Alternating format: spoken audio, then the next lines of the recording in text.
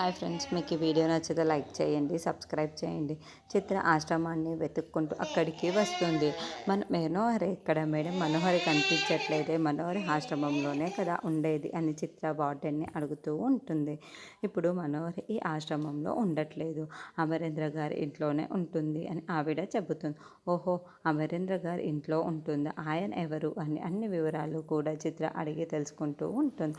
అలా మనోహరి గురించి మొత్తం తెలుసుకున్న చిత్ర, నేను కూడా మనోహరి దగ్గరికే వెళ్ళాలి, ఏదో ఒక విధంగా మనోహరి దగ్గరికి వెళ్ళి నేను అనుకున్నది సాధించాలి అని చిత్ర అనుకుంటూ ఉంటుంది. తర్వాత అమర్ అందరూ కూడా భాగ్య పిల్లలు తప్పించి ఆశ్రమానికి వస్తారు. అక్కడ ఆశ్రమంలో అందరినీ చూడగానే ఆరుకి గత జ్ఞాపకాలన్నీ కూడా గుర్తు చేసుకుంటూ ఉంటుంది.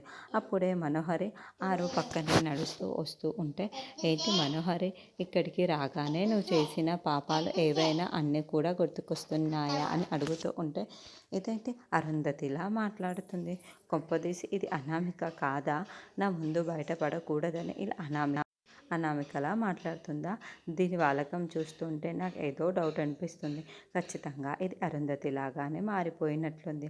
ఆ స్వామీజీ చెప్పినట్లు నాకు గడ్డు కాలం అని చెప్పారు కదా, ఈ అరుంధతియే నాకు గడ్డు కాలం చూపిస్తుందా, మరి ఇంకెలా రాబోతుంది నాకు గడ్డు కాలం. ఏదేమైనా నేను చాలా జాగ్రత్తగా ఉండాలి అని మనోహరి అనుకుంటూ ఉంటుంది. ఇక మనోహరి కూడా టెన్షన్ పడుతూ, నీకు మనోహరి చూపిస్తాను అని చిత్రం చూపిస్తూ ఉంటారు. చిత్రకి మనోహరికి మధ్య ఉన్న వైరం ఎటువంటిది, ఇప్పుడు చిత్రనే మనోహరి కుట్రలన్నింటికి ఒక్కటిగా అమర్ ముందు బయట పెడుతుంది.